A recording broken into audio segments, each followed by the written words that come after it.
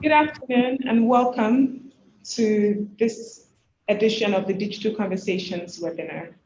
The Business Day Digital Conversations is an initiative of the Legal Business Department of Business Day, which aims to engage stakeholders in the industry on communication surrounding legal affairs and how the legal industry intersects with the business environment. This particular webinar is part of a webinar series that we do in collaboration with the Nigerian Bar Association, Section of Business Law, Employment, Labor, and Industrial Relations Committee. And in this particular webinar, the webinar series addresses fresh paradigms in employment law. How do you feature in the labor market post-COVID? What are the new innovations that are being imputed or being utilized to move forward in the labor market post-COVID? So we're very happy to have you with us. With us, we have our esteemed panelists and the moderator that will be handling the event today. I will hand over to one of my colleagues, Mr. Akin Ajiboye, who will be giving you a brief introduction to the panelists. Thank you so much for coming.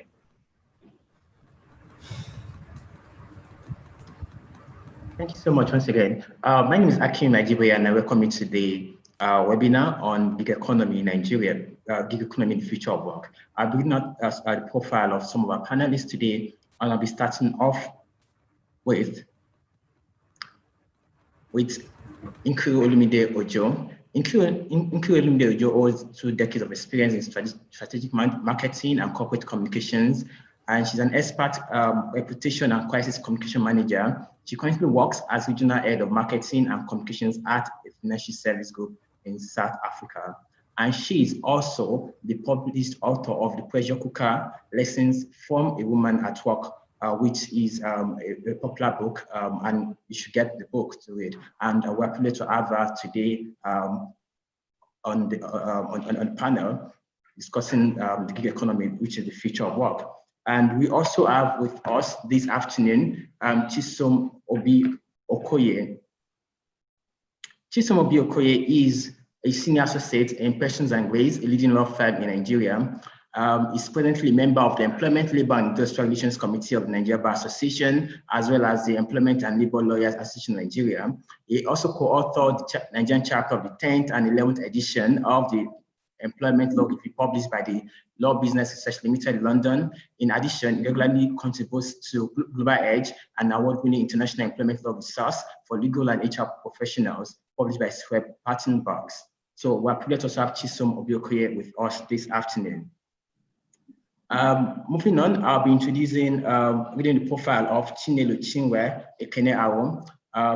Chinelo has a diverse academic background. She holds a bachelor's degree in law from the University of Nigeria, master's degrees in international business law and military strategy and international security from both the University of Hull. She's currently undertaking a PhD research in cybersecurity international politics, specializing in international digital powers and implication of 5G technologies on national security at the University of Hull, UK. She equally advises on international investment regulations and practices. So we're privileged to also have Chinelo Chinwe Ekene-Awo with us this afternoon. My colleague, Benga Ige, will be introducing the other panelists. Benga, over to you. Thank you. Thank you. Good afternoon, everyone. My name is Benga Ige, as you said. I'll be reading the profile of Dr. in no particular order. I'll start by Dr. Adeoye Adefulu. Dr. Adefulu is a partner in the law firm of Odujurin and Afolalu, with over 20 years professional experience spanning the field of petroleum law and policy, electricity law and policy, corporate and project finance. He has obtained his law degree from the University of Lagos and was called to the Nigerian Bar in 1998. He also holds a master's degree from the Center for Energy, Petroleum and Mineral Law and Policy, CEPMLP, Scotland. Dr. Adeoye was a member of Nigerian Bar Association Technical Committee on Petroleum Industrial Reform and the managing editor of petroleumindustrialbill.com. Adeoye is the Secretary of Council and the chairman of the Training Committee of the section of MBA section of Business Law and was chair of the successful 2019 Planning Committee. Thank you, Dr. Adeoye, and welcome. So, Esther Akino, sorry, Esther Akino Kawe. I'm sorry if I'm not getting the pronunciation very well. Esther Akino Kawe is the Chief Human Resources Officer of CHRO of the MTN Nigeria Communications PLC, a multinational corporation and Nigerian brand, a telecommunication brand. In this role, she provides leadership for the best in class people management solutions and practice aimed at driving outstanding employee experience and support the achievement of strategic business objectives. Esther is a transnational business leader with expertise in human resource management and over 26 years industry experience, spanning consulting services, education, banking, and telecommunication. An astute conference speaker, Esther facilitates human resource leadership and faith workshop. She loves reading, listening to music, and exploring new places. Welcome, Mrs. Esther Akinokawe. I also have the profile of Miss Aisha Gaba. Miss Aisha Gaba is a corporate health services, Veritax Capital Assurance PLC, a consummate professional with over 15 years of add-on experience in organizational development.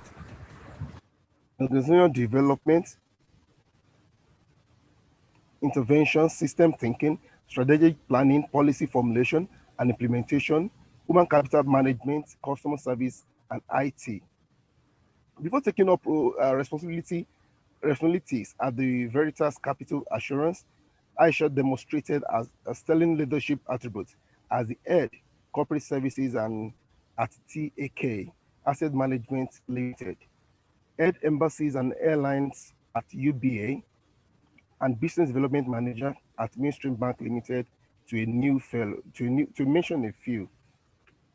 She is a certified Lean Six Sigma Bank Black Belt, that's LSSBB practitioner, a fellow of the Institute of Credit Administration, an associate of the Chartered Institute of Management, ACIMP, member of the Institute of Strategic Management of Nigeria.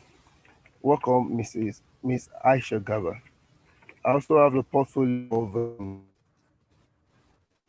please, excuse me. Thank you. I also have a portfolio of Miss.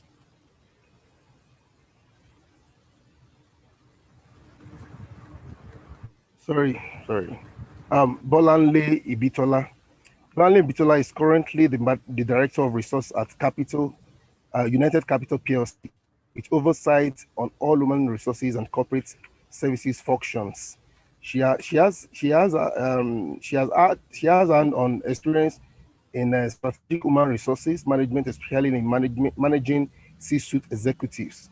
Our core expertise includes performance management, managing diversity, employee relations, learning and development, organizational development. She holds a degree in English language and literary studies and literature from the University of Lagos, a master's in human resources from Middlesex University Business School, London. She's a member of, sorry, this not, thank you very much, a profile of Mrs. Bolanle Ibitola. Thank you very much.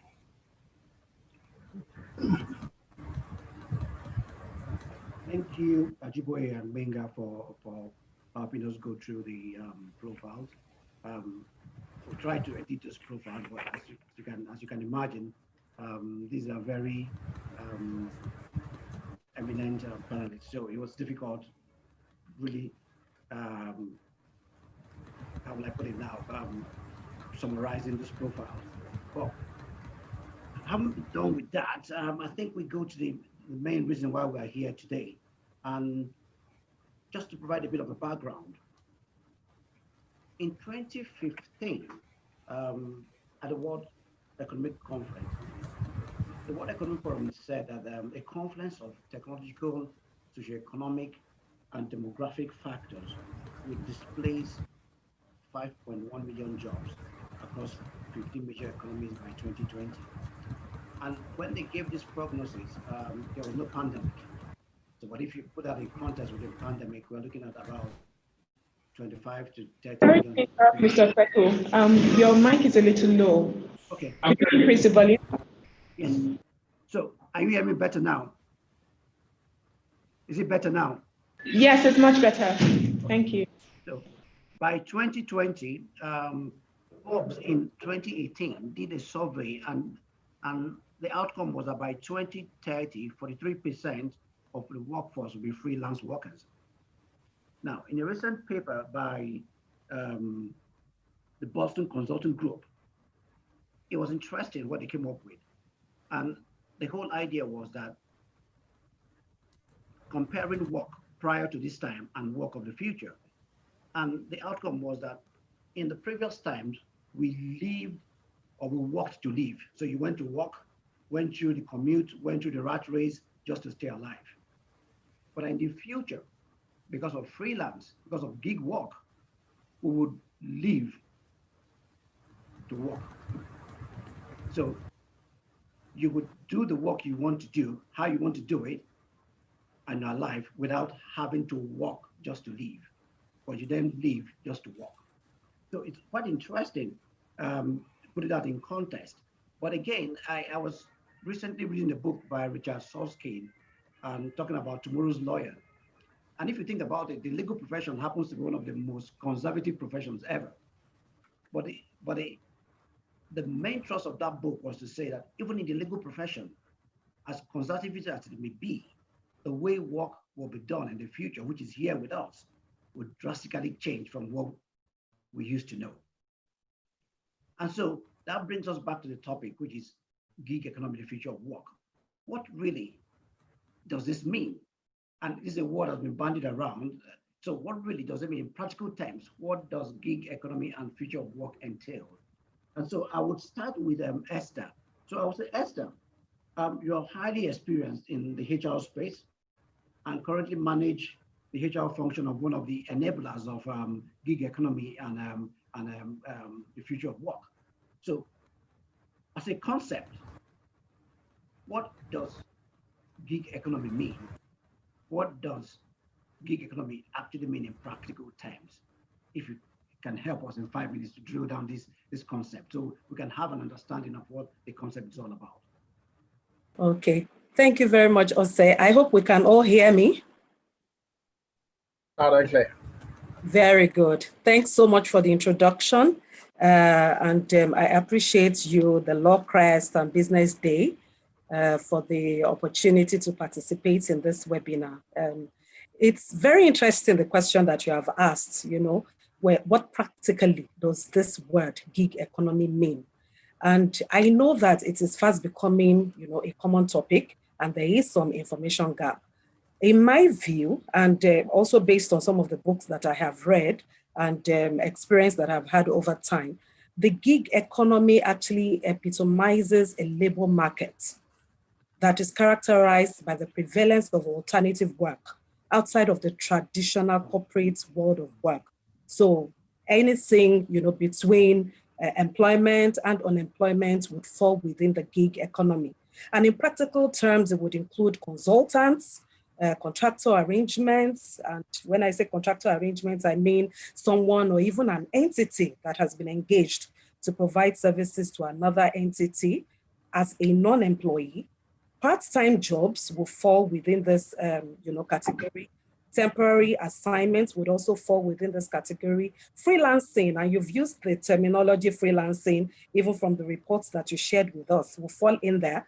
But freelancing actually means that, someone is self-employed and hired to work for different organizations on particular assignments.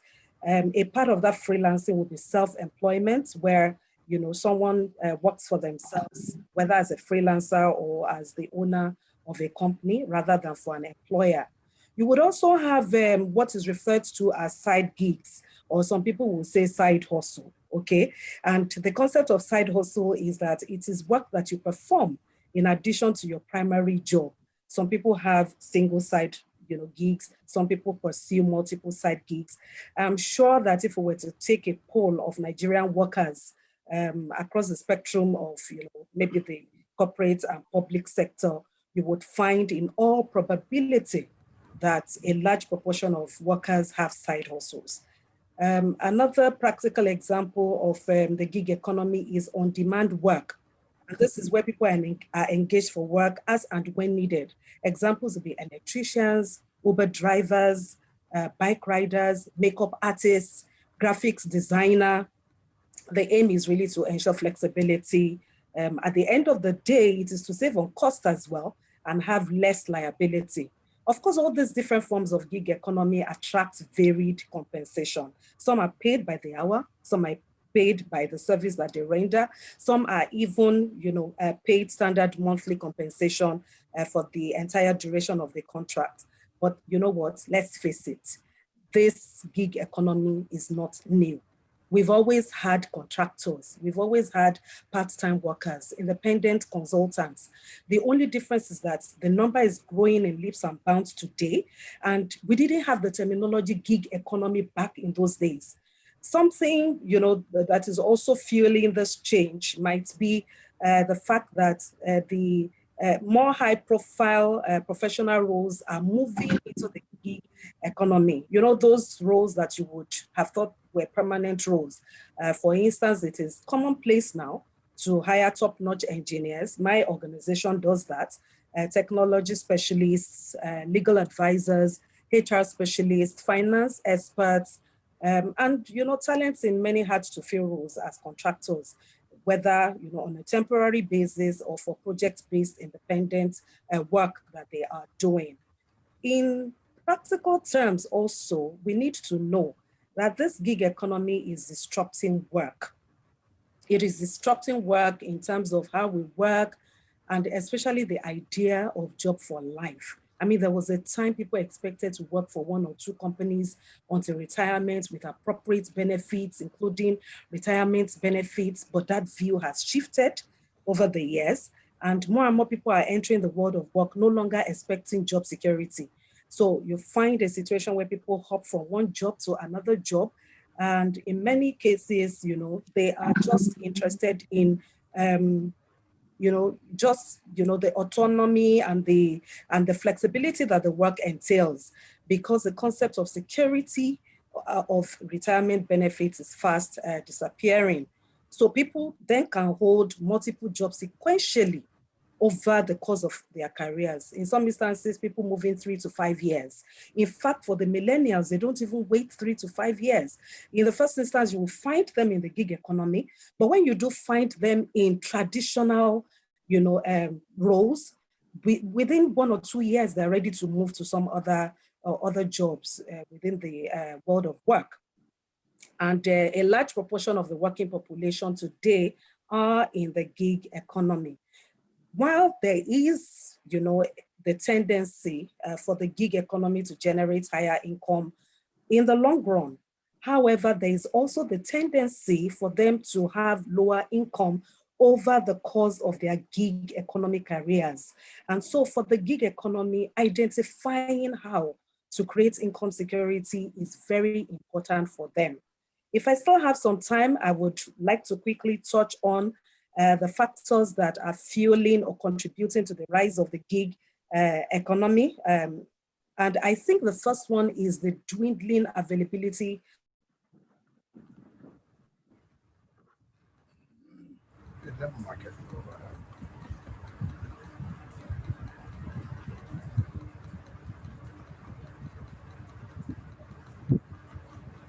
I think Esther, we lost Esther there to poor connection. I think we'll just move on and then come back to Esther. She did make a comment about moonlighting and freelancing in Nigeria, and actually about survey. And I would say that a recent survey carried out by Philip Consulting did come up with the fact that over 70% of the millennials and Generation Z workers interviewed in Nigeria claim to be moonlighting. And moonlighting means they have their primary job and then there's a side hustle, like you mentioned. And that's just to put that in context. Okay, so while we wait for Esther to try and join us, Aisha, this is for you. From your experience as a seasoned HR practitioner, what do you think are the reasons for the reemergence or sudden popularity of the gig economy? Considering the typical nature of work patterns, how true is the argument that gig economy does not encourage loyalty and commitment? Okay, thank you for having me, Bote. This is a good platform for us to discuss this very interesting and dynamic way of workforce. And just to draw from what Esther has been saying about the millennials and the way the work is going nowadays, is about flexibility. That is part of the resurgence for the gig economy to exist nowadays. People are looking out for flexibility, and it's not just limited to the millennials or the Gen Zs. You know, even the baby boomers and other generations now are looking out for flexibility. Now, that has even been buttressed more by the fact that the pandemic has actually made us realize that there is life after work. And having been locked down with your family and not having to come to work, even the workaholics have come to realize that, oh, okay, so I can actually not go to a 9 to 5, be at home and still get things done and still juggle family and work at the same time. So people are increasingly need to strike that balance and own it. Because under the regular 9 to 5, it's a bit more difficult to work within those hours and still have time for your family, if not that you're going to have to take some time off and take your annual leave and, you know, some other forms and avenues for leaving work and then paying attention to your life. So it's very important now for us to embrace that and find a way of welcoming this new economy. The gig economy, yes, has been around, like she rightly pointed out, and this has been since the global recession. But again, the resurgence, like I mentioned, has been coupled by the digitization, has been coupled by the fact that, okay, people's attitude to work has changed now. People are looking for more freedom. They want more ownership of their lives, and they want to know that, okay, I can shut down at a certain time and not have to look at my phone, my laptop, or check out for any emails, you know. So, but as a gig worker, with that control, I know when to be available and when not to be available. Now, to your question about the commitment and whether they're loyal, I have a different opinion in the sense that for me, the way it is structured and the way it is evolving, it behoves on the gig worker to ensure that, okay, my gig and myself as a brand, and even if I'm working for through the digital platform of a company, that everything that I do speaks for myself, as well as my skills, because that is what I'm being sought for. So having skilled people available and being able to also make sure that what they put out there is actually what they exist for, and those are the skills that, you know, are highly competitive and are marketable. It's still something that, for integrity, you have to ensure that, you know, you have everything in place for you. For quality, those two characteristics are things that gig workers are out there for, you know, in the first instance. So it's very important that, you know, we see that, okay, yes, to a certain extent, if you're defining the gig economy, there are different types of them. You have from the knowledge-based gig workers to the service-based gig workers. You know, the knowledge-based are, of course, the more highly professional, independent consultants and management consultants, to the service-based, you know, your regular traders, your caterers and things like that. So between the spectrum, you will have different types of gig workers. So depending on whom, you know, that target is, the structure, the framework, the charter that drives them and the principles that guide them is what will determine the level of their commitment, the level of their loyalty, and then the conditions of service that, you know, you engage them for. If it's a free agent, yes, that is a bit more fluid. But if you're going through a digital platform, the likes of the Upworks, the Fiverrs, you know, the other digital companies, like even the hail riding companies like the Uber, the Lyft, and what have you.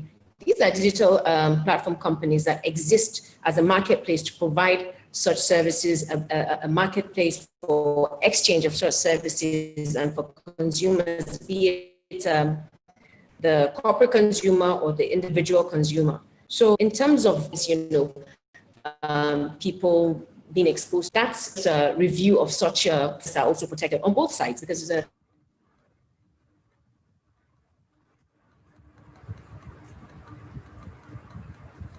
Okay, we seem to be struggling with network today. My apologies for that. Just to say to the participants, you can drop in your questions in the Q&A section, and then once we're done with the panelists, once we're through with the questions, we can go through those questions in the Q&A. So while we'll wait for Aisha and Esther to join us again, I'll just go over to you, Dr. Joye. Joye, you run a commercial law firm, and by its nature, the legal profession is very conservative. Do you think that the concept of gig economy has a place in legal practice in Nigeria, and do we have the legal framework to support it?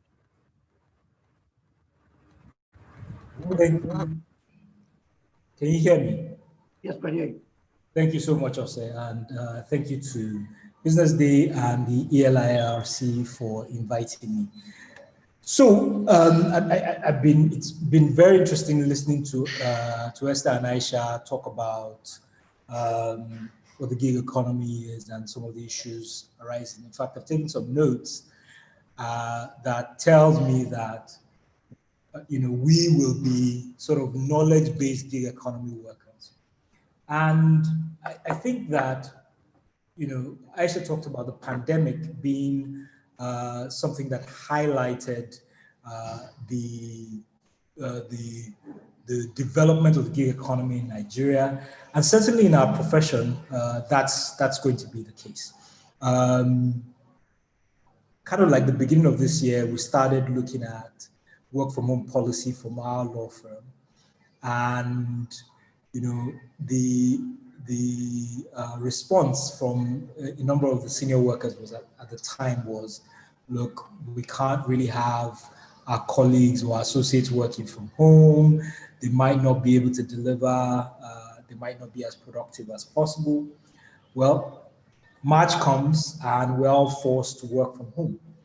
And the reality is that, you know, since March, effectively, we've all been working from home. Our offices are open, but, you know, I was in the office last week and I was the only person there. And so what this, I think, is going to influence even the way in which law firms work, not just this year, but in 2021. And I think it may go even beyond 2021. And certainly looking at that development, looking at that issue, I mean, we did a survey within our organization to say, look, how are we finding this work from home? Are we just as productive? Do we want to go back? And the overwhelming response from our colleagues was they want to continue to work from home. So 93% of our colleagues responded saying they want to work from home. And whilst, you know, that may be influenced about the state of pandemic now, but I do think that the culture of working out of the office sort of 5 days a week is likely to change irrespective of the pandemic. And so that's going to be a new culture. And I think that will begin to drive the emergence of some form of gig economy within the profession. And when you add this to some of the economic challenges that we're currently facing, what's happening is that the nature of the work or the flow of the work is not, the pipeline for the work is not the same. And some firms are asking themselves a question, and they've been asking, they've reduced salaries, they've cut down staff. They're asking themselves the question, do we still have to have this number of people on staff template? And the way that the law firm may be evolving is that you have a core group of staff.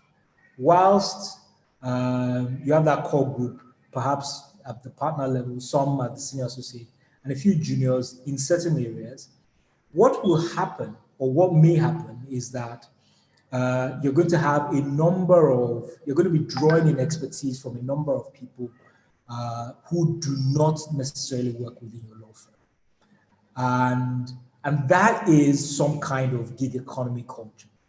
And when you look at the RPC, and the RPC is the rules of professional conduct which govern law firms and the practice of a law in Nigeria, certainly within the law firm structure, there's nothing that requires you to have all your associates be full-time employees within the organization. There is a kind of challenge. There is a challenge for another nature of the economy, which is the platform-based workers. And there is a limit to your ability to actually put yourself out on a platform that is not owned or run by a lawyer or a law firm. And that's going to be a challenge in the development of that form of gig economy. But I dare say that within the next 2, maybe 3 years, what you're going to find is that the nature of the law firm will begin to evolve. And our focus will be on, in many ways, very similar to external counsel, making sure that we help the clients to get the kind of expertise necessary to satisfy or to fulfill the tasks that they want. So your skill set as a law firm partner will be to have the networks, to have the relationships with those associates that you require to do the work that your clients require from you. And so in many ways, it's going to be client-led, and it will lead to, I think, a more agile legal profession, and probably even one that is more cost-effective. And I think I have done my 5 minutes. Thank you, Dr. Joey, from the very conservative law practice point of view, and we're happy to have those perspectives as well. And just to buttress your point about people not wanting to go back to work, I was reading another report by McKinsey, which says that they had decided on their own in New York to have their office space because they didn't think there was any need to have as much people work from the office. And that was a massive savings from them. And I think going forward, we will see a lot more of that happening. Thank you very much, Dr. Joya. Just to buttress your point, that was. Now, over to you, Nkiru. Interesting. You've done quite a bit of work around providing support via mentoring for women. And as an author, your best-selling book, The Pressure Cooker, which I recommend to everyone, I think I've read about twice now, details the everyday challenges of the working woman. Do you think that the emergence of gig economy is an opportunity for women to find their voice and space in the world of work? And could this be a platform for women to find that elusive balance between work and life? Thank you, Ose, and Business Day, Ose and team, and Business Day for having me. It's a true pleasure and honor. And I'll just delve, right straight into it. And I'm glad that you've called it elusive, because to be honest, I mean, if I could correct myself in my book, I said to everyone that work-life balance, was possible if you could pay the price. But having written that and come through a couple of things, I kind of feel that I respond differently. But I think first with the advantage, entrepreneur.com tells us via research that they've done that the entire work from home and the gig economy has helped women increase their earning power.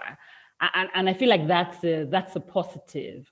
I believe also that it's helped women with work-life integration. And by that, I mean kind of blending your work with your life. I know people who have come through to say that just the comfort of being around their family has helped them improve, their outcomes. But I think with everything that has an advantage are also what I'll call the challenges. And with the challenges is just getting women to be more definitive, just in terms of what their demands are out of the system. And I know that when you say you want perhaps a 3-day paying job, I suppose that women need to get their minds around how much you demand and all of the demands that you make, on the system. But I think the short response is yes, it's reportedly improved earning paths for female. Secondly, I can testify that the work-life integration is improving the outputs of women. I also think that there's a place for honing further skills for women. And by that, I mean, the gig economy is not static, it's dynamic. And with it being dynamic is also the big question of how women use technology. I found lots of research that show that the real skills that are required, and now I mean by hard skills, not the soft skills, that are required for a future of work that supports a gig economy are women's skills are in short supply in that regard. So I feel like there should be a deliberate attempt to grow skills for females so that they are able to adapt and use technology in a way that improves their outcomes. Thanks, Jose. I'll hand over to you. Thank you, Nkiru. Very, very great insights from you, and the point you make about work-life integration sinks home, because truly work-life balance seems to give the impression that you could actually strike a balance between work and life, which is next to impossible. And so work-life integration is more of a fluid concept that means you can actually move your work around life and blend your life with your work. And that for me works. So thank you very much for that insight. Sure, pleasure. Yeah. So, Balale, this is for you. Consider that the future of work is here with us. I think if we're talking about gig economy, the future is really here with us. What skills do you think are critical to first be able to get roles and to succeed as well as stand out in the gig economy? Okay, so I think that question was for me. Yes, for you. Yes. Okay. So basically, as we all know, I mean, the gig work at this point, most of the focus is on results. Everyone wants you to deliver. If you look at it in comparison to the full-time employees or employment, the focus is, okay, it's traditional. So you come to work, you have your KPIs, there's a process in place and all. But with the gig workers, most of them are short-term employment, short-term contracts. So it's all on deliverables. So when we're talking about the skills, we're looking at both the soft and the hard skills. What kind of soft skills do we need? What are the key skills that you need at this point? You need some emotional intelligence, you need creativity. Sorry, my light goes off when I don't move for a bit. You need emotional intelligence, you need creativity, you need agility, you need people skills, you need active learning, you need critical thinking. Those are the skills that you need on the job, because you need to be able to deliver on results. You need to be able to come up with systems and processes that will add to the bottom line. And when we talk about the hard skills, I know, I think it was Esther or Aisha that spoke about the engineers as well. I think Esther mentioned that even now the gig workers are actually even coming up. I mean, we're having more technical people as well. So you also need to be able to come up with more technical skills. And what are the roles that are out now?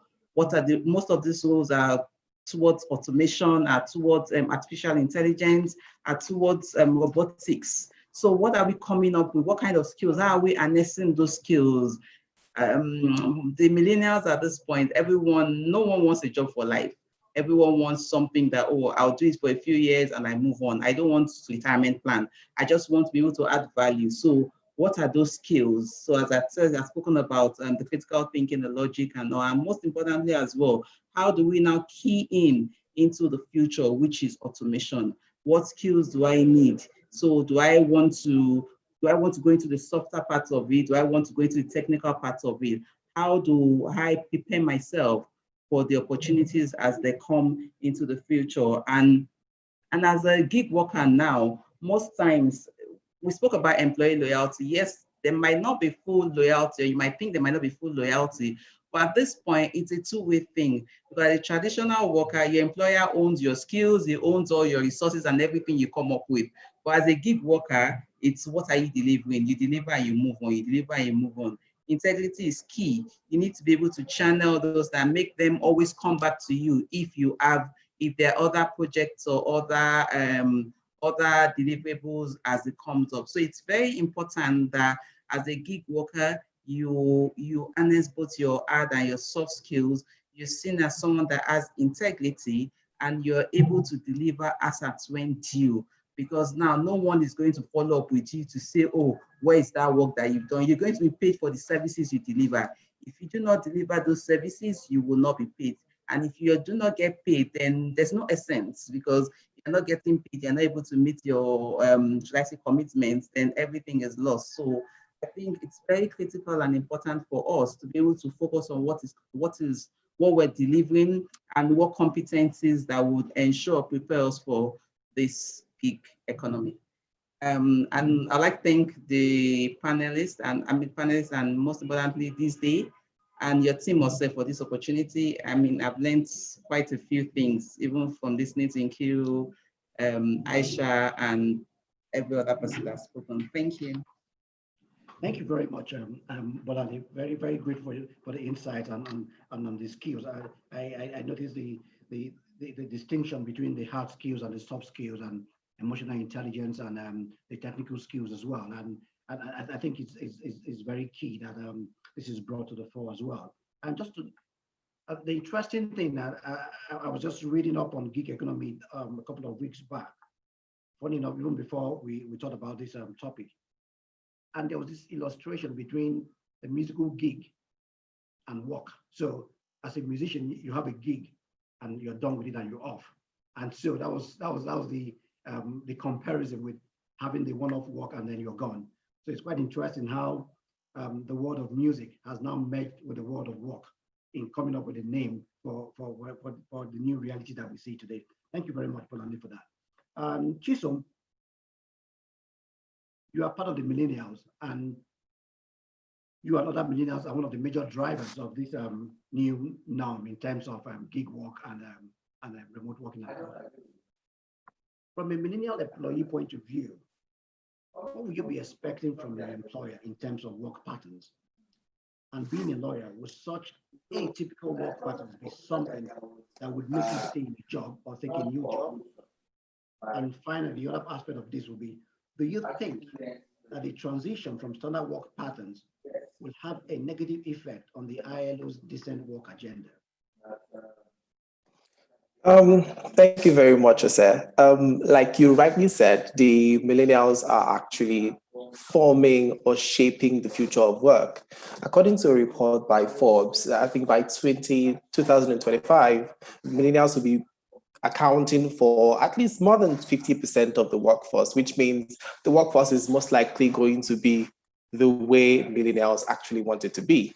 Now, as a millennial and as a lawyer as well, the key word or the key term that I'll be looking for in any workplace or where I am currently is flexibility, which is one of the key factors of a gig economy. So believe me, in some workplaces, you find very rigid corporate structures, and this is not something that millennials want to work with.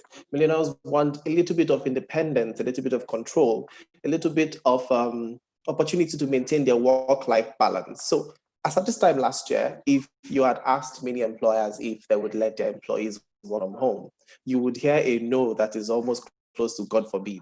But here we are, and it's working. And people are actually doing it. And you realize that it is actually not as bad as it seems. Yes, there may be a little hiccups here and there, but it's an ongoing process. So I want to be able to get up in the morning, do my work, and when I'm done, I go ahead to live my life, do other things I want to do. In some workplaces, as at today, you find that some employees are not even allowed to go home when they finish their task. They have to wait until their boss leaves. So if I'm done with my work around 4 p.m., is there any reason why I should sit in the office until such time when my boss decides to leave? I can be able to go ahead. And this is one thing that's going on now. A lot of employees have, lawyers have side gigs, or side jobs, as you might say. So they want to be able to have the opportunity to pursue their dreams, to get to what the level that they also want to, or to get to the level of achievement that they want beyond their 9 to 5. So in sum, as a millennial, what I would want is a workplace that mirrors a gig economy, but then of course with a little bit of a traditional work structure. Now, in terms of the ILO decent work agenda, IS agenda, the gig economy, yes, provides what one would ordinarily construe as a level of independence and flexibility and control. But in the long run, sometimes you find that there is a little bit of a disadvantage because you find that there is a lack of protections that the full-time employment would ordinarily offer you. So why do I say this?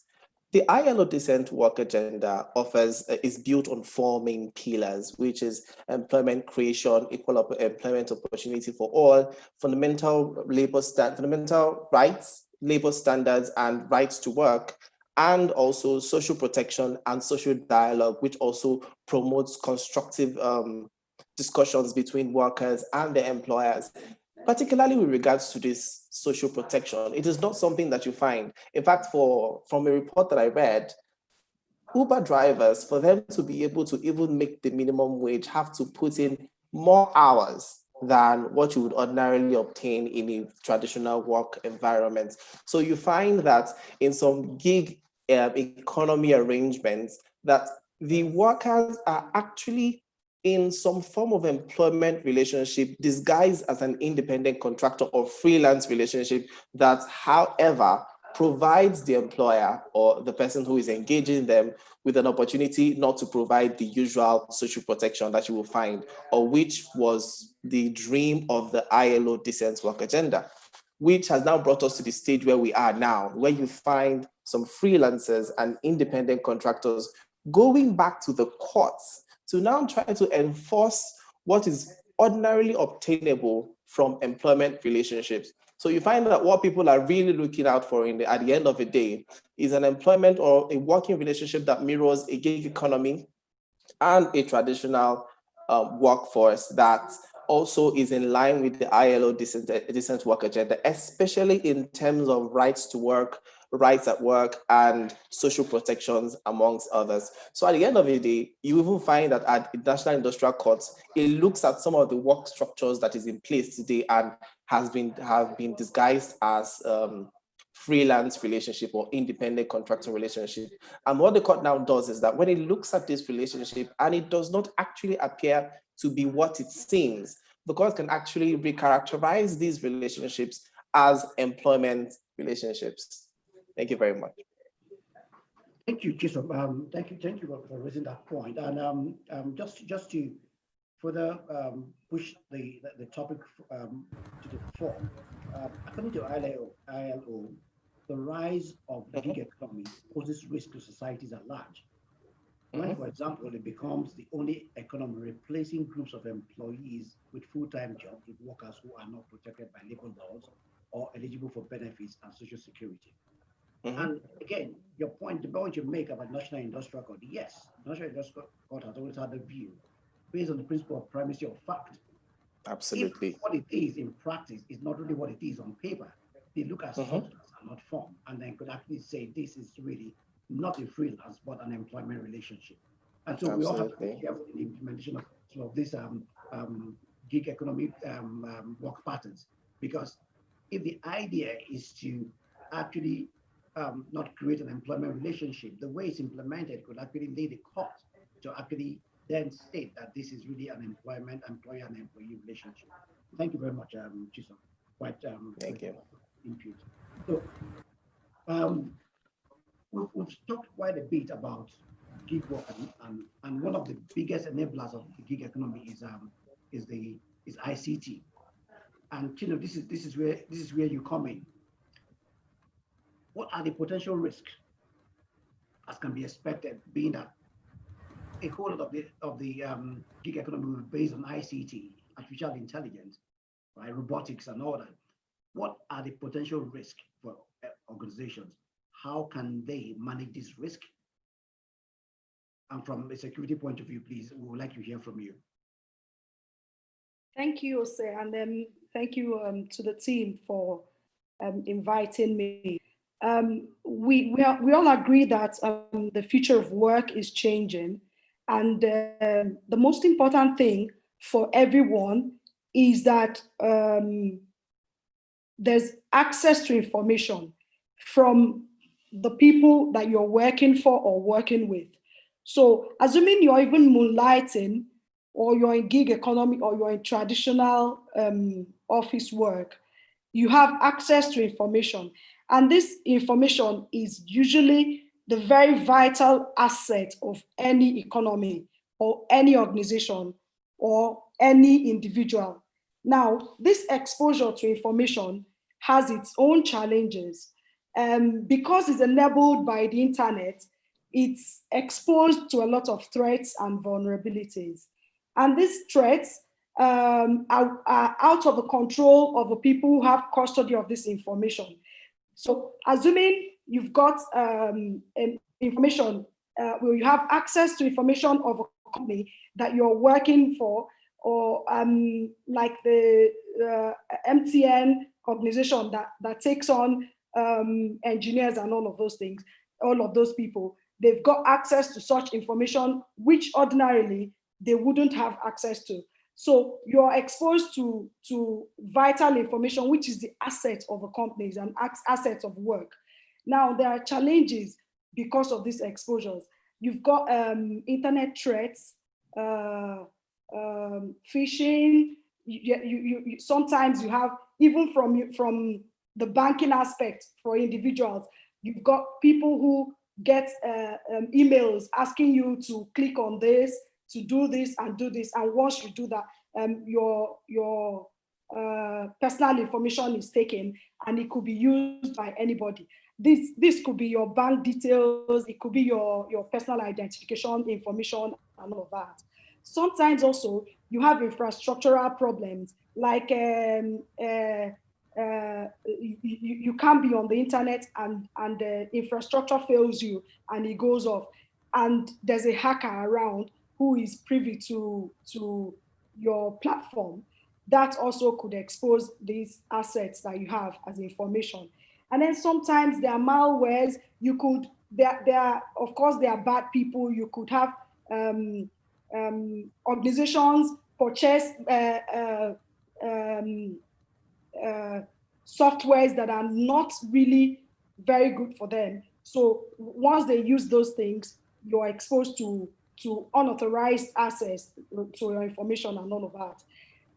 These threats don't actually stop with organizations. They go to individuals, they go to governments, they go to a lot of entities.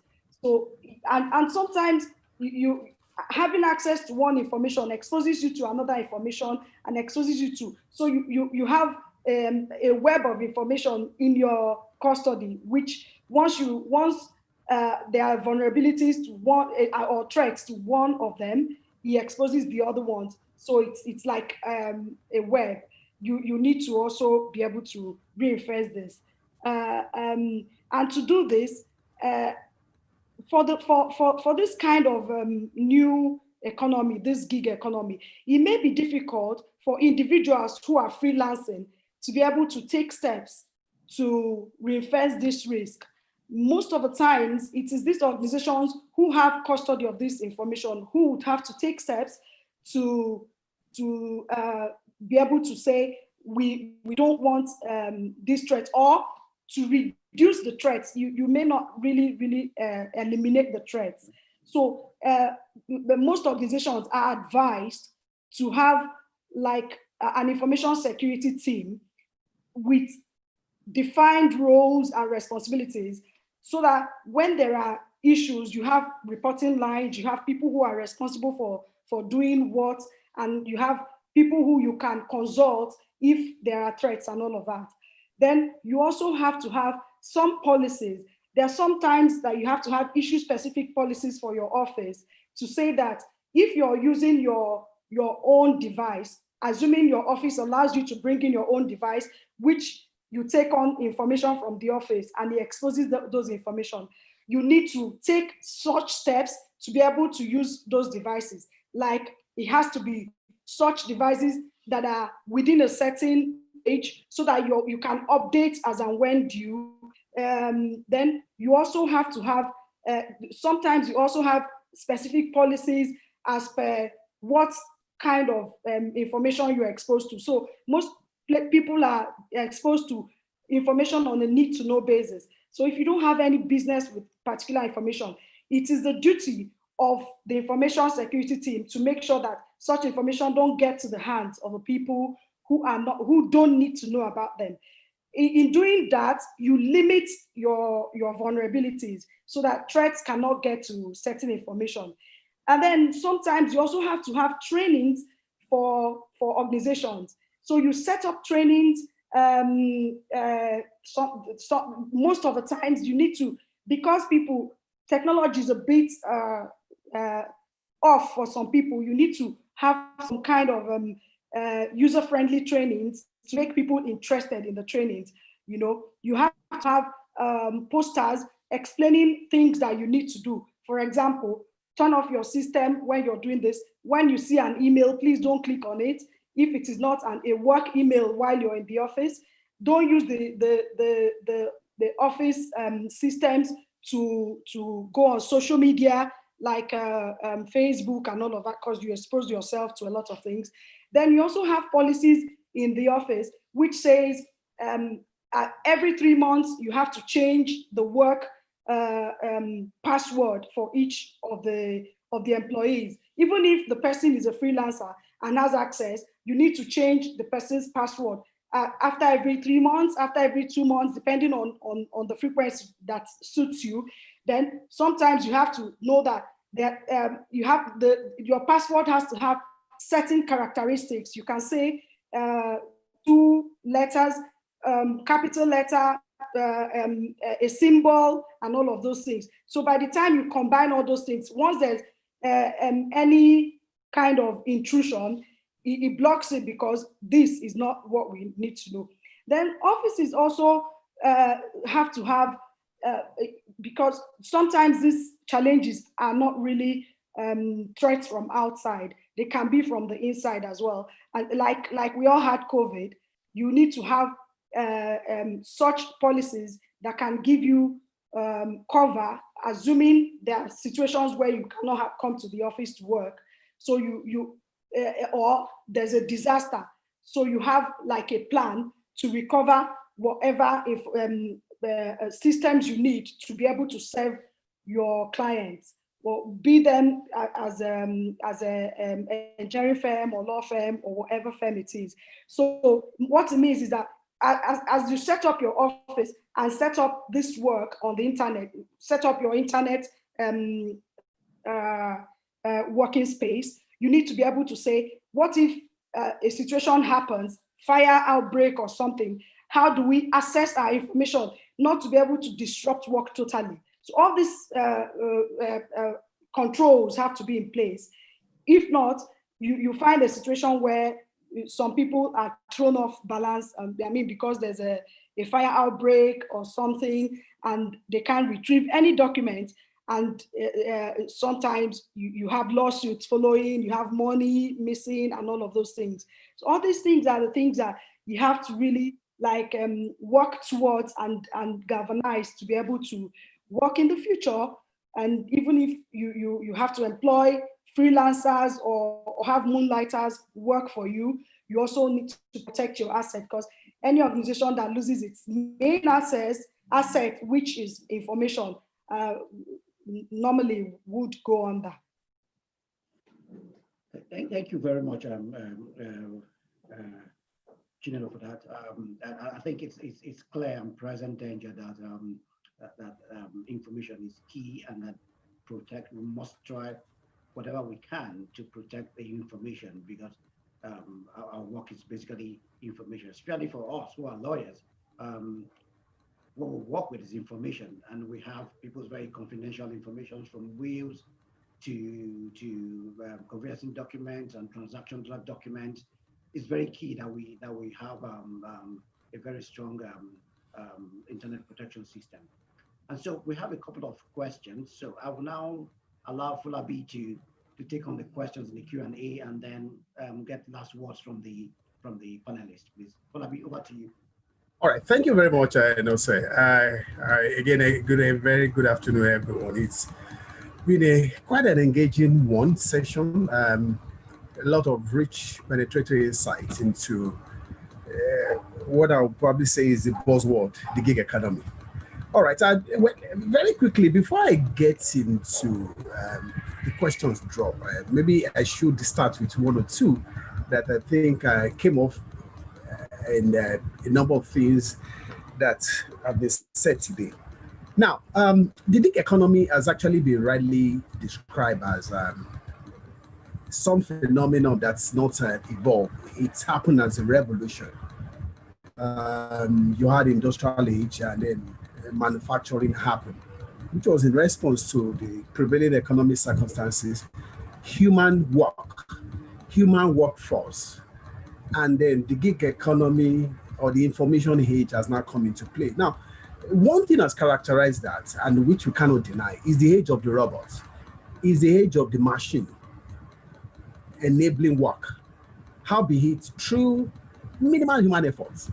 Now, my question to all, and I'll leave it to everyone to perhaps have a bite, is: do you think we're ready?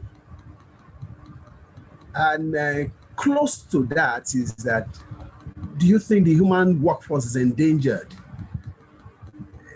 Are we going to wake up one day and really discover that, you know what, the machine has taken over, or the machines have taken over, sorry, and we don't have a place anymore?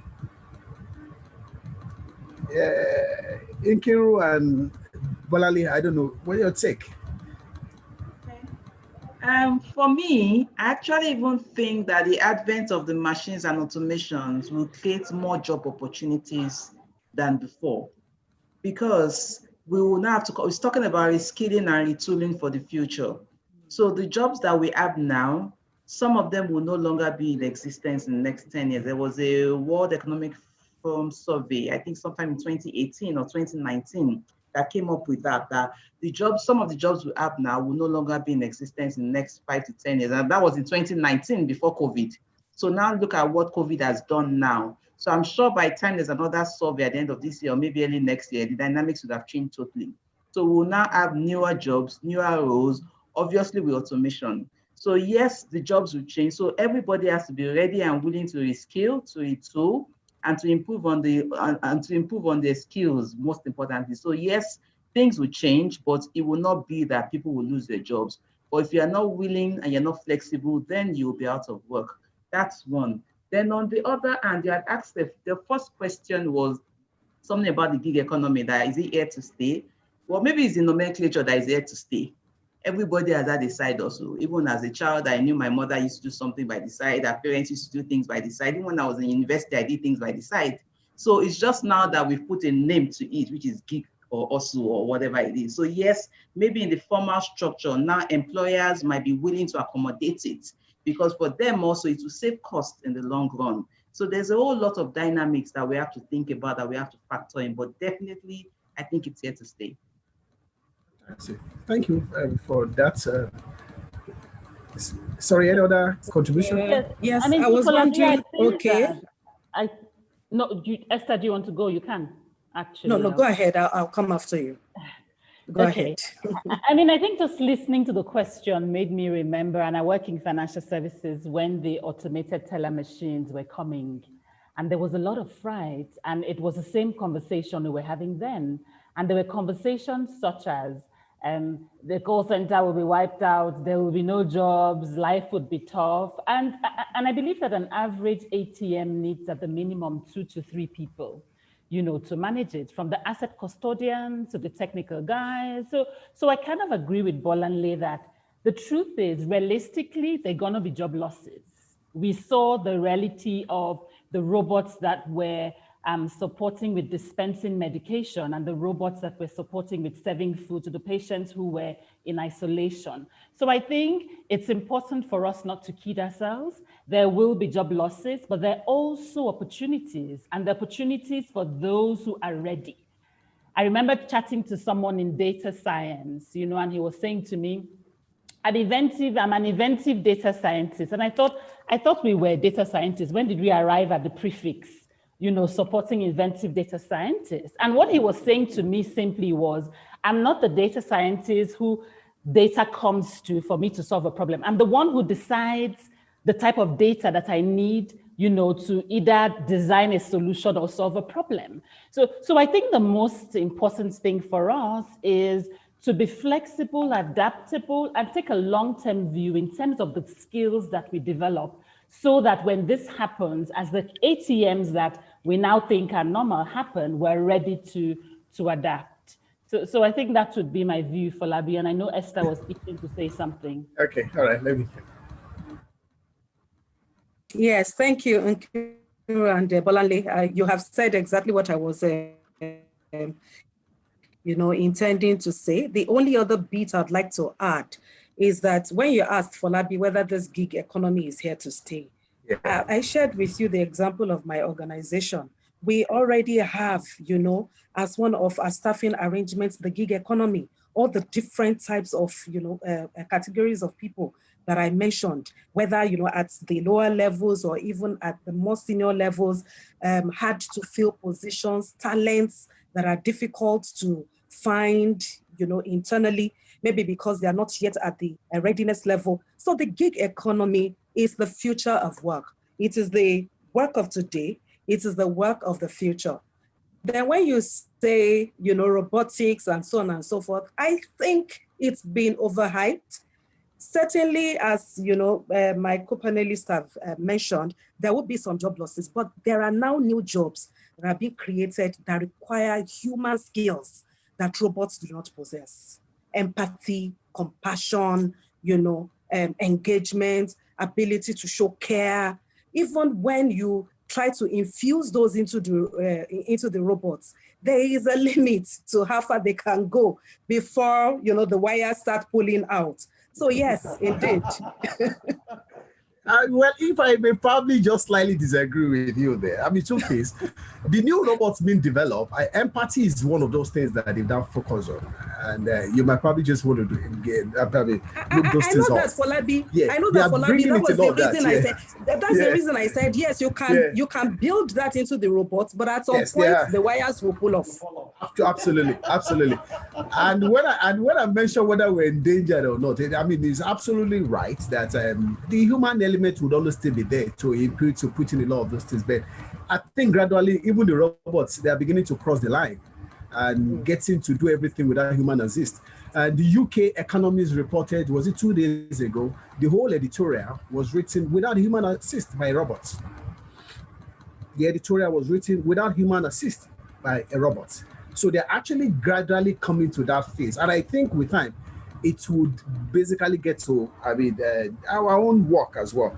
Now, still along that line, because yes. Before you go on, yes. For the future of work, AI is there, yes, but I don't think people will actually lose their work. I think what is required is for people to reskill, because even for that editorial, the editorial that was written on the economy, there were inputs for people to say this is what it is before the robot started working on it. Yes. If you read As the Future Catches You, you will understand that even with AI, the human factor. So there will be more work for the humans who have the required skills. So you need to look at the future of work and reskill yourself, like unbundle, what do I need to do? Even as a lawyer, I need to be able to to have technology at the back of my mind when I'm dealing with clients, when I'm working for people. Of course, recently with the COVID, a lot of courts went online. Now, if you're a lawyer if you're a litigation lawyer who keeps saying, I don't have anything to do with technology, I can't do this, I won't do this, and then it comes to a point where you'd have to now deal with the courts virtually. What do? If you don't have the skills, you're off work. So other people who are coming up who have to do the proper things, to be able to match up with this future, will get the jobs that you have dropped. So I think it's basically a matter of being able to reorganize and reskill. And then you can fall in line with the AI. Yes, AI is here. Just today they were reporting that US, they've acquired some AI dogs for their defense. How it's going to work, nobody knows, but they have taken on that challenge. So, but people are going to man these dogs. People are going to be imputing information into these dogs to be able to work and all of those things. And these people are the people who have skills. And these people will remain relevant in work. Fantastic. I mean, great perspective there. I quite totally agree with you on that. Going through the chat box, the question and answers posted, the questions posted there. A question has been asked that how will the quality of infrastructure, bandwidth, and all that impact the prospects for gig economy in Nigeria? Infrastructure challenge and all of that we're dealing with. Right. I think I answered part of that question, and Esther will answer the other, because there are some enablers. MTN is one of the enablers, and you see infrastructure fails us everywhere in the world. But I think it's more here in Nigeria, because generally we have infrastructure deficit in Nigeria. So it's more difficult to deal with it. Yeah, it's very important. Sometimes I'm on a Zoom meeting and it just goes off, and I'm off for about 10 minutes and the meeting goes on elsewhere in the world. But because the infrastructure here cannot support the internet activity, it fails me, and that's it. So I think it is very important, and it's something that we have to start looking at again. All the service providers and enablers need to also be able to develop, or let me say, need to be able to develop some financial muscle to be able to move on, like their financing of infrastructure. MTN was working with some Chinese companies to develop infrastructure. I don't know how far that has gone. It entails office of the NSA, causes exposure of our national security to this Chinese. It entails a lot of organizations, NCC, NSA, and all of those things. So it's a situation where everybody has to get involved. It's the future, and there's nothing we can do about it. Families now hold virtual meetings, virtual birthdays, virtual weddings, and all of those things, virtual work. So for us to be able to move ahead, we need to work on that infrastructural development. And if I may add to that, Falabi, I think that is the reason, this particular topic that, we're discussing is very important, and the importance of shifting that discourse, not even just what the Law Crest is doing on Business Day, but everywhere. Because somebody mentioned earlier on, I think it was Shisom, who was saying that sometime last year, if somebody had, mentioned the issue of work from home, even if you looked into a crystal ball, you would have told the person who saw that there will be a large-scale work from home in 2020 to go back, sleep, and wake up, because it would not happen. But that's where we're at right now. So once we realize that this gig economy is not just moonlighting, it's not just side hustles, but that it is a big and vibrant part of the economy and has come to stay. And that it accounts for a large proportion of the economy, because the traditional jobs are disappearing anyways. Then all the multiple parties that must be involved in putting in place the right infrastructure, whether it's in terms of bandwidth, the question talked about bandwidth, but it goes beyond bandwidth. It goes into policies that need to be in place. For instance, there are some emerging discussions around unionization for the gig economy because they want their compensation to be as close as possible to the traditional roles.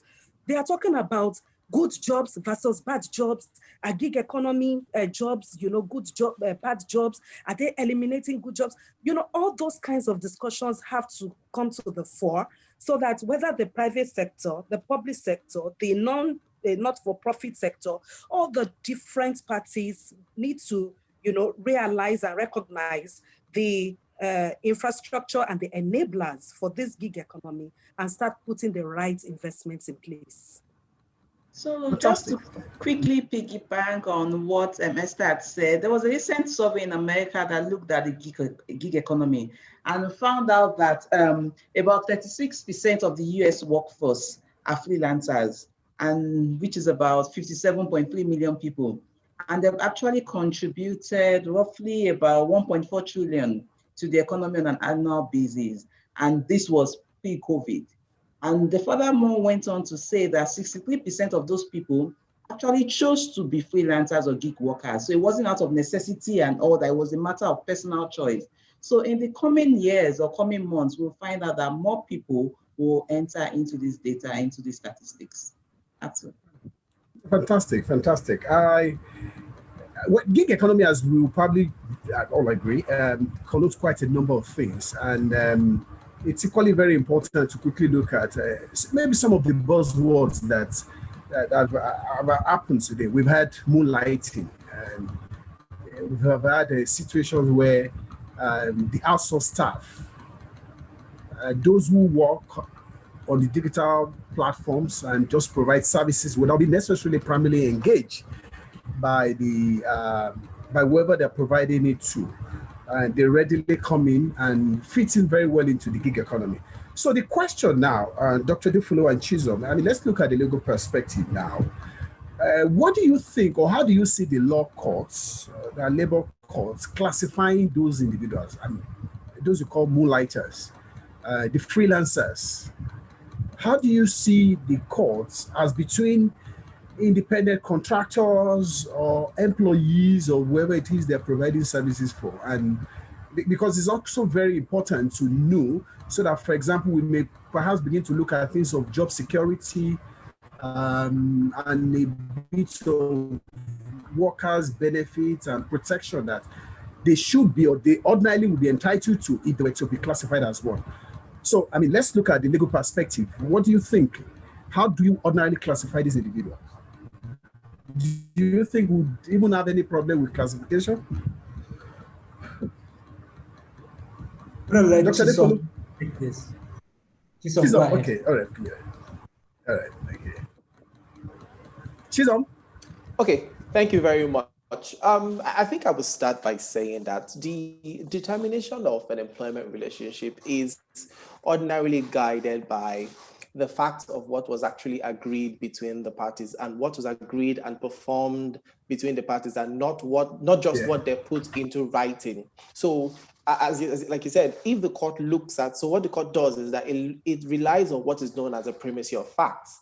In other words, if it looks at the nature of the relationship between the supposed freelancer and the employer, and it is such that it's supposedly disguised to enable the employer avoid his certain obligations to the freelancer, then the court can say, look, the nature of this relationship is actually not an independent contractual relationship. For instance, I mentioned earlier the recent uprise among Uber workers. So, and in several cases, you've seen Uber employees go to court. In fact, recently there was a judgment in California in their favor, and the UK appeal court held the same thing sometime last year. A Nigerian Uber driver actually went to court. Unfortunately, he was not able to prove his case. But the court's review of the definition of a worker seems to have given a little bit of a hint on what could be obtainable. So actually, in determining the nature of relationship between the freelancer and the employer, as the case may be, that's in the ordinary terms of the word, it's really in terms of what is the nature of their relationship, the extent of control, the type of services, general facts surrounding it, and not just whether you write it down saying this person is an independent contractor. That is no longer enough. So the court looks at the actual relationship to be able to determine that factor. Thank you. Fantastic, fantastic. I think that was a brilliant one. Thank you very much for giving us that perspective. And going further, still on that, now with what we've actually evolved into now, which I earlier said is a revolution. I mean, we just wake up to realize that this is where we are now. How do we think that the traditional work setting would deal with the flex?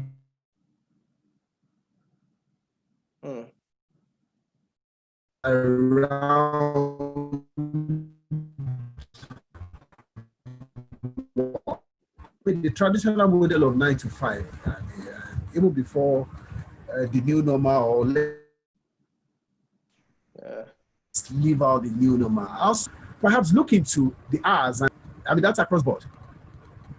How sufficiently flexible are we to really believe that? I mean, the work setting today believes it's no longer the 9 to 5 work model. I mean, the hours are quite different now.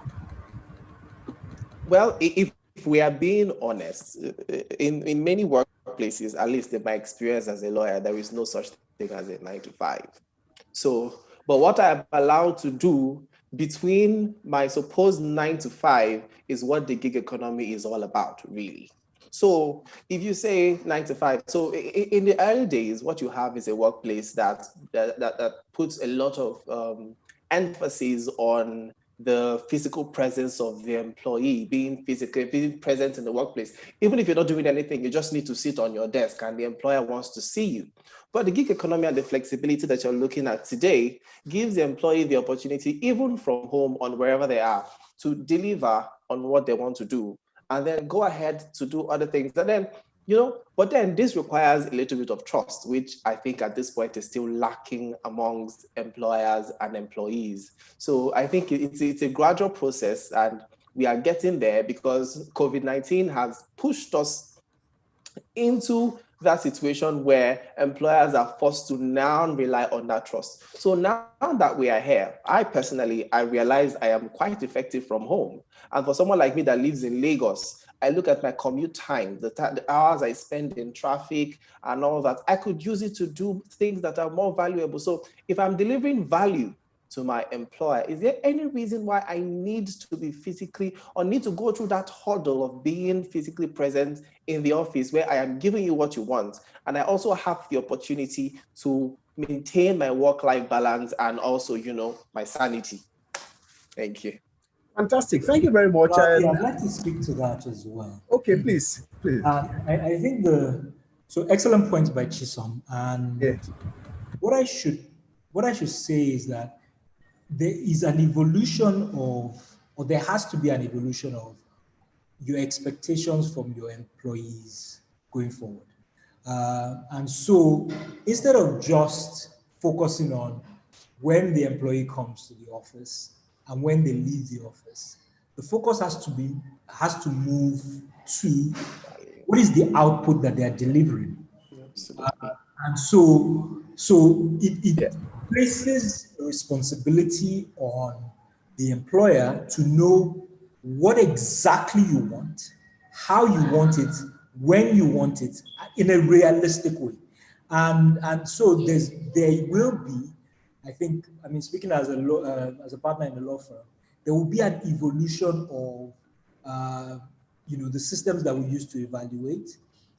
There's going to be an evolution of how we interact with our associates. It may be that on a weekly basis, you're setting the task for the week, you're giving them the timelines, and you're talking about the quality that you expect to see at the end of the day, and then you check it at the end of the week.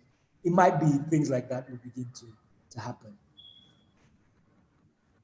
Yes, just to add to, okay, please go ahead. Additionally, for Labi, as the future happens on us and as things go forward, working remotely has its own strategies and methods. There are ways that an office can check if you've clocked in. So in addition to your output, there's a minimum hour that you're expected to work each day. So you clock in and it's checked from the back end that you have clocked into work and that you're doing what you're supposed to do. Then it is matched to your output as well, to be able to say, okay, even as you have clocked in, see what you have been able to deliver, you know? So it's not only in, okay, I can do whatever I like for 6 days in a week, and on the 7th day, I sit down and I jumble all the things I want to jumble, and I say, I have made an output. And also, it's also good for you to be able to check the development of the people working with you. Now, if you give me something to you give me tasks for the week, and I'm able to go to an associate or a senior who is a friend, and I say, I've got this work, please, can you help me do it? And now you have employed somebody who is not capable of doing work. So all these kinds of strategies of checking the clocking, the hours somebody has clocked in, the output you're bringing out, and all of those things helps you to also check the quality of work that is coming and to be able to match it to the person who is supposed to do the work. Are you able to do this work? Do you go to another person to do it? Are you really worthy of employment in that particular sector? So all these things have to come, but I mean, it's all like new to us and everything. So it's going to evolve, as it were. Fantastic. I don't think I could have put it any better. I think the common thread from the contribution so far is that look, there should probably be standard way of measuring deliverables, and then that is maybe more of what we look out for, and not necessarily the work hours. I recall some 3-4 years back, and a partner from one of the big 4 accounting firm had actually mentioned that one of the ways they started dealing with millennials at work and their own expectation of work pattern was to perhaps just be innovative by creating a flexible hour schedule for them. And it was like, oh, nobody expected it to be at work at 9 a.m. or 8:30, but deliver on all these assignments at particular times and come up with deliverables within those set time. And they were quite surprised at the result within a very short time turned out to be quite productive, because they were getting the results even well before the hours that they had actually given for those deliveries would have turned in. I mean, in most cases, they even gave an example of they were quite used to sending it email, delivering on the work at about 1 a.m. at night, when the traditional work setting will probably expect that you'll be asleep and all of that. So thank you very much for that. Well, one last question that I think I noticed here. Just trying to, okay, appeared more of an observation that, so we can gladly say or safely say that the gig economy is like the new normal. A last take on that. I believe that we all agree on that. Yes. Okay, fantastic. Yes, So it is the new normal. It's the new normal. So maybe about time that I New start. normal. Yeah, so about time we'll start taking the last word from each and every one. It's been a beautiful session, engaging one. We could have continued, but we clearly do not have all the hours. So let's just quickly run through by taking the last word. Inkiru, do you want to have a bite first? Yes, and thanks for putting me on the spot, Falabi. But seriously, I think that what this whole conversation around gig economy and future of work has done is for us to mystify technology. And I want to leave everybody with a statement that says that, I mean, the outcomes we get from technology is in the manner that we use it. And technology in itself is only an enabler. That's not all of it. And therefore, when we think about the gig economy and how we improve our outcomes, it's important that whether it's digital literacy or whether it's acquiring, like my young person said to me in the office, inventive data scientist skills, but just things that would help us optimize that outcome, bearing in mind that we're the ones in control. I'd like to stop there for Labi to give others time. Fantastic. Thank you very much. Well said, very well said. Esther? Hi, Esther. Can Sorry, we have your word? I was muted. Yes, Okay, indeed. please go ahead. So, according to Diane Moka here, I read a book, that she wrote. Brilliant book, it's titled The Gig Economy. And I think that if we can get it, it's even on Audible or Amazon, would really learn a lot from it. And she says that the future of work is based on work, not on jobs. And that really is what this gig economy is all about.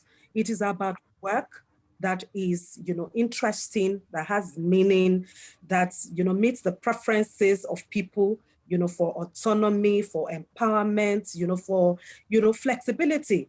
And the earlier all of the multiple stakeholders in this discussion started to embrace, the idea and the concept that it is here to stay and put in place policies and systems, across the entire spectrum that will enable, the gig economy to thrive, the better for everybody and even for the giggers, as they are called. Thank you.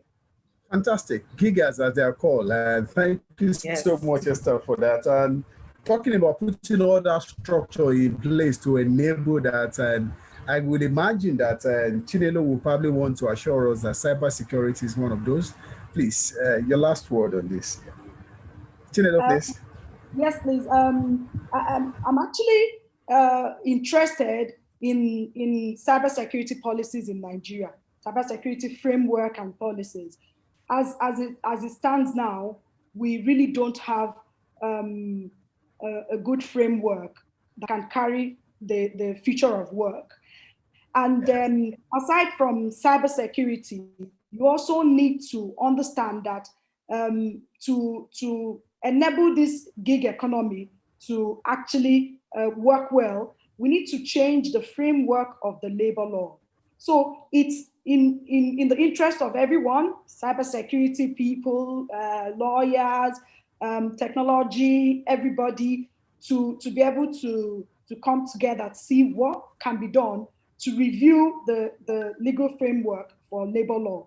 Because I mean, even if I'm a freelancer, there should be a minimum wage I expect, and there should be minimum treatments expected. And then if I'm failed anyhow, I should have recourse to law and in such a manner that is defined and accessible by law. Fantastic. Defined and accessible by law. I sure hope that. Dr. Adefulu, what's your take on that? Your last word. Thank you so much. Let's have you. Thank you. Thank you once again for inviting me. Just to say that I think law firms have to get ready to evolve. I mean, we've been saying this for a long time, and many people think that we're just saying it. But the reality is that the client is going to make more demands on us, and they're going to expect a lot of flexibility in their demands. And what we have to do as a law firm is to make sure that we build a culture where we establish relationships, we identify the necessary skill sets that are required to develop or to solve the issues that our clients are facing. And we do this in an efficient and an effective manner.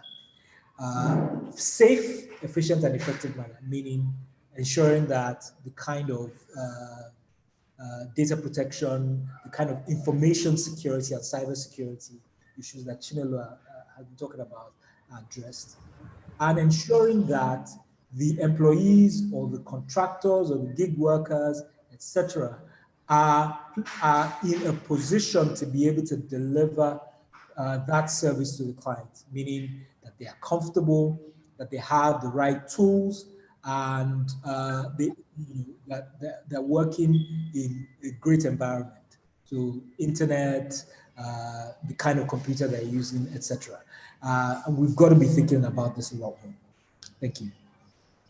Thank you very much, Dr. Adefulu. Thanks for that insightful comment.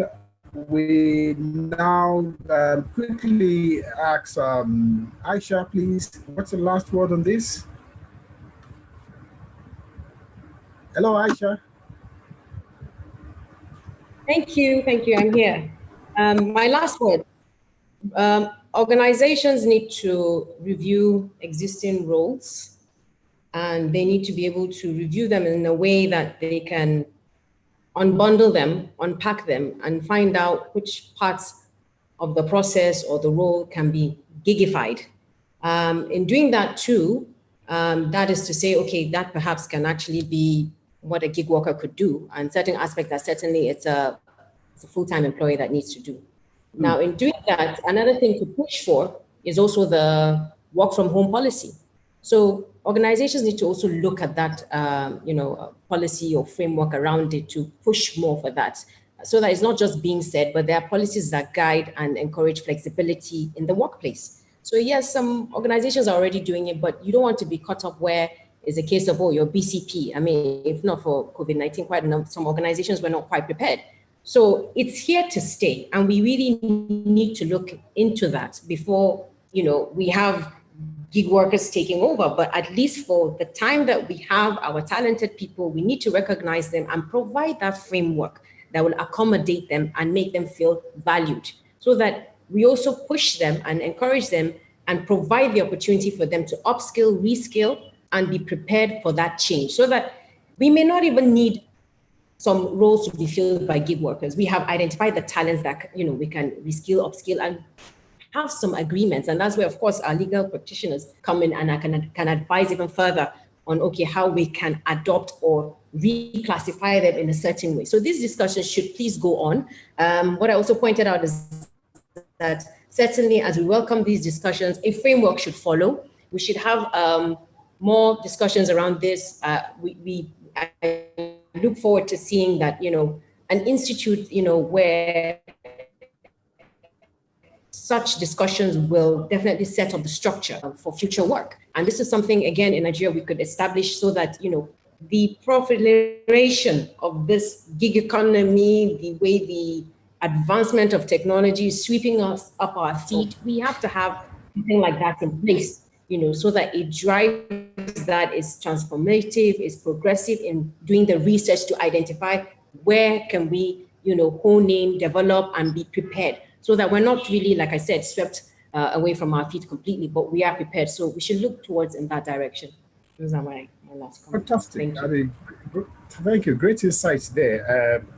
Indeed, drawing from what you've said, there's a need to, organizations should look inward, policies that would accommodate all of this. And indeed, somebody had actually commented earlier on that indeed there's a need to have a national policy on the gig economy and all that. Chisholm, Marlena perspective, lawyer, and all that. What's your last take on this?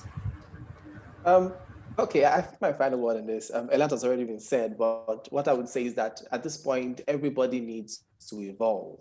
The expectation of employers are changing, the expectation of employees are changing, and more importantly, the expectation of the law is also changing. So you realize that even the courts are trying to now stay up to date with what is going on by making reference to international labor standards and making reference to best labor practices, so that you find that in trying to implement or fight against what you believe is the gig economy, you don't lean into what is now maybe declared as unfair labor practices. Then off the back of what Chinelo has said regarding cybersecurity, data management is also becoming a very important issue and gaining traction all over. So in implementing a flexible work environment, you also want to look at your data privacy, data management issues. What do your employees even do with information at the beck and call? So you find out that a lot of employees that are even working from home are working with their personal devices. What happens to this information? In fact, I've been part of a number of client data protection or cybersecurity interviews, and a lot of multinationals are placing a lot of focus on cybersecurity and data protection now. And finally, I think the implementation of a flexible working environment and gig economy will be beneficial for everyone as a whole. So in a handbook, some handbooks I've reviewed in the past, I see policies or clauses that says that perhaps a woman who goes on maternity leave and is unable to resume at the end of her maternity leave will be deemed to have abandoned her employment or will be terminated. So at this point, we should be looking at structures that allow these women to work from home. There is nothing that stops that from happening. It's just a matter of looking inward, looking at how we want to evolve, and looking at how we want to restructure the workplace for the future. Thank you very much.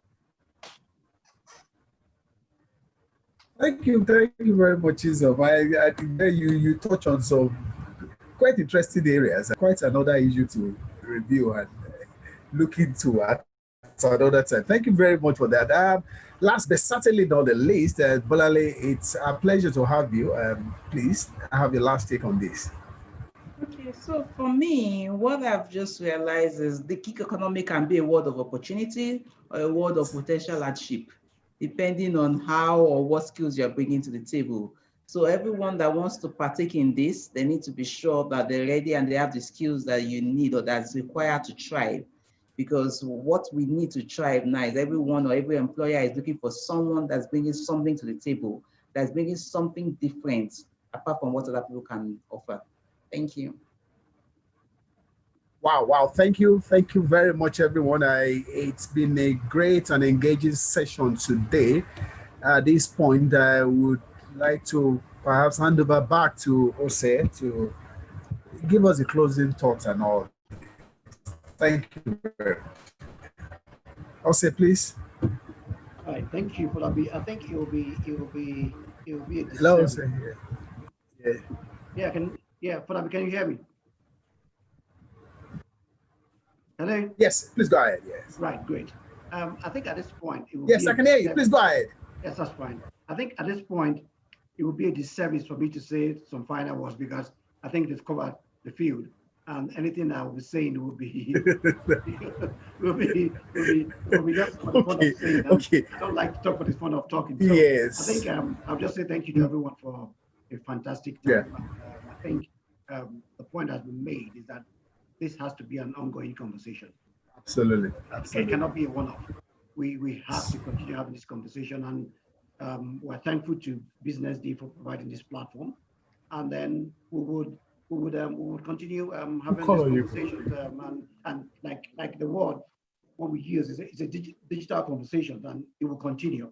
And that I can assure, and I can say to all the panelists that at some point we'll reach out to you guys again to come over for another round of discussions, and we hope you'll be free and happy to join us for this conversation. And so, Chinel, are you over to you, please, to finally close this? Thank you, Mr. Beku. Thank you, everyone. Thank you so much for coming. Thank you to the panelists. Thank you to the attendees, the participants. It's been, as Mr. Beku and a lot of people have mentioned, a rather rousing session. I've learned so much from this session, and I don't remember who mentioned it. I think it was Mr. Kuti who said it as well, like as an editorial personnel, someone in media who just found out that AI is after my job. I think it's important to reskill and retool and figure out how to properly in this upcoming economy. So I think that's it. This video is going to be available on our Business Day platform in case you'd like to watch it again, and a recap of this session will be available on our Legal Business website, which is legal.businessday.ng, along with other sessions of this digital conversations that we've had in collaboration with the ELIR. So I think that would be it. Please follow us on all our platforms to continue the conversation, and that's Good Business Africa on LinkedIn, Instagram, and Twitter. Thank you all once again. We look forward to seeing you next time. Thank you. Thank you everyone for coming. Thank you, Benye, for that. Look forward to more of this very, very interesting sessions. Sure. Have a great day, everyone. Thank you.